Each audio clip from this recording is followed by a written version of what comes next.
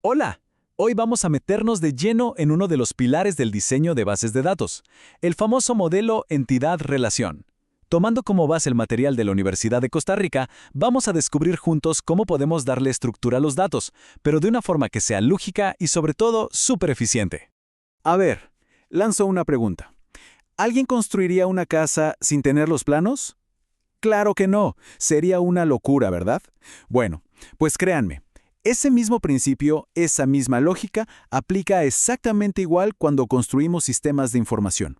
Para que un sistema sea sólido y confiable, sí o sí necesita un buen plano. De eso no hay duda. Ok, ¿cuál va a ser nuestra hoja de ruta? Sencillo. Primero, vamos a ver el panorama completo del diseño. Después, le hacemos suma al corazón del asunto, el modelo conceptual. Luego, desarmamos sus piezas clave, o sea, las entidades y atributos. Y para cerrar, vemos cómo se dibuja todo esto. Así que, ¿arranquemos? Muy bien, antes de ponernos a dibujar modelos y todo eso, es fundamental entender el proceso completo, de principio a fin. Esto se divide en 4 fases bien marcadas que nos van a llevar desde la idea inicial, esa primera conversación, hasta tener una base de datos funcional y lista para usarse. Imaginen que esto es como un viaje en 4 etapas. La primera parada es la recolección de requisitos, o sea, sentarnos a escuchar a los usuarios para entender de verdad qué necesitan. Con eso en mano, pasamos a la segunda fase, el diseño conceptual, donde creamos ese plano de alto nivel. Luego, en la tercera, traducimos ese plano a algo más concreto, una estructura lógica. Piensen en tablas y relaciones. Y finalmente, la cuarta etapa, el diseño físico, es donde todo esto aterriza y se implementa en un sistema de base de datos real. Ahora bien, de estas 4 fases, hoy vamos a poner la lupa en la segunda, el diseño conceptual. ¿Por qué? Porque es justo aquí donde el modelo entidad-relación brilla con luz propia, donde se convierte en el gran protagonista. Y ojo, es una fase crítica. Aquí es donde muchos proyectos se encaminan al éxito o empiezan a descarrilarse. Entonces, la pregunta del millón es, ¿qué hace pero tan crucial a esta fase conceptual? La respuesta es simple y poderosa. Nos obliga a enfocarnos en el significado de los datos. Nos fuerza a entender las reglas del negocio, el qué, mucho antes de preocuparnos por el cómo, es decir, antes de decidir en qué tecnología específica lo vamos a guardar. Piensen en el modelo conceptual como un puente. De un lado tenemos a la gente de negocio, los que saben cómo funciona todo, y del otro a los técnicos. Este modelo es el lenguaje común que une esos dos mundos. Nos permite decir, a ver, ¿esto es lo que necesitan? ¿Entendimos bien? Y lo mejor de todo, nos da independencia de la tecnología. Evita que nos perdamos en detalles técnicos demasiado pronto, que es un error clásico. En muchos proyectos que no llegan a buen puerto, el problema es que ese puente era muy frágil, o, peor aún, nunca se construyó.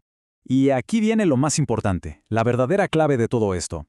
El modelo entidad de relación no es solo una técnica para hacer dibujitos bonitos, no. Su verdadero poder está en capturar el significado de la información dentro de un pedacito específico de la realidad. A esto le llamamos el minimundo. ¿Qué es un minimundo? Pues puede ser el sistema de matrículas de una universidad, la gestión de inventario de una tienda, el sistema de reservas de un hotel, cualquier universo de datos que queramos modelar. ¡Perfecto! Para empezar a construir este modelo, necesitamos básicamente 2 tipos de bloques de construcción, 2 componentes fundamentales. Así que vamos a desglosarlos uno por uno para entender bien qué son y cómo encajan entre sí. Primero que nada, tenemos las entidades. ¿Y qué es una entidad? Pues piensen en ella como cualquier cosa u objeto del mundo real, con existencia propia, del que nos interesa guardar información. Puede ser algo tan concreto como un estudiante, un producto en un almacén o incluso una transacción bancaria. Y es súper importante entender que estas entidades pueden ser de 2 tipos. Por un lado tenemos las físicas, las que podemos tocar. Un servidor, un vehículo, un dispositivo de IoT. Pero por otro lado, y esto es clave, también tenemos entidades conceptuales, cosas intangibles que solo existen dentro de nuestro sistema. Una cuenta bancaria, la materia de un curso, un contrato digital. Para nuestro modelo, ambas son igual de reales e importantes. Ok, ya tenemos las entidades, que son las cosas. Ahora, ¿cómo las describimos? Ahí es donde entran los atributos. Un atributo no es más que una propiedad o una característica de una entidad. Son los pequeños detalles que nos dan información sobre ella. Si nuestra entidad es estudiante, sus atributos serían, pues, su nombre, su apellido, su fecha de nacimiento. Son, por así decirlo, los átomos de la información.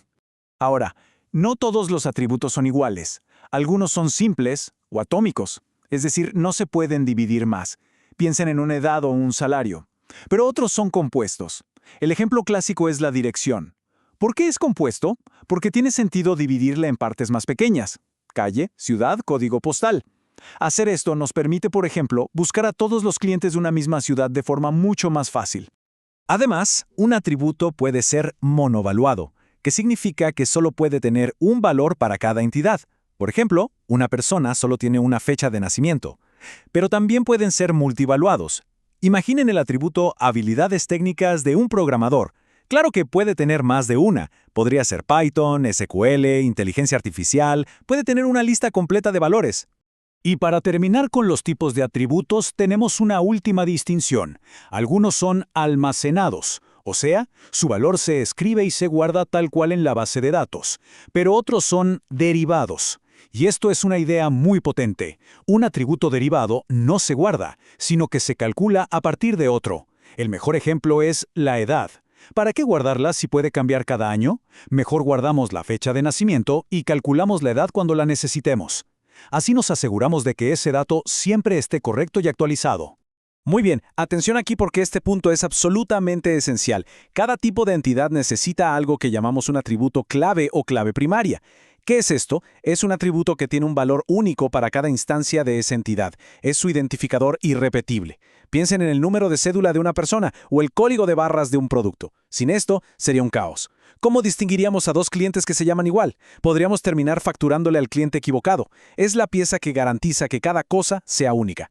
Perfecto. Ya conocemos todas las piezas del rompecabezas, entidades y los distintos tipos de atributos. Ahora la pregunta es, ¿cómo representamos todo esto de forma clara? Bueno, pues el modelo entidad-relación tiene su propio lenguaje visual, que es súper simple de aprender, pero increíblemente poderoso. Y aquí lo tienen, un resumen de la notación básica. Es muy intuitivo, la verdad.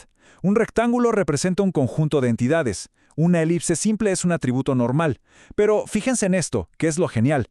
Si la elipse está subrayada, ¡boom!, sabemos que es la clave primaria. Si tiene un doble borde, es un atributo multivaluado. Y si la línea es discontinua, es uno derivado. Con solo estas pequeñas variaciones visuales, podemos comunicar un montón de información compleja de un solo vistazo. Es un lenguaje muy eficiente. Como acabamos de ver, este lenguaje visual es una herramienta súper potente para describir cualquier pedacito de la realidad de forma clara.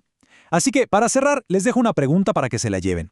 Piensen un momento, ¿qué minimundo de su día a día, ya sea en el trabajo, en sus estudios o en un proyecto personal, podrían empezar a modelar ahora mismo usando apenas estos rectángulos y elipses?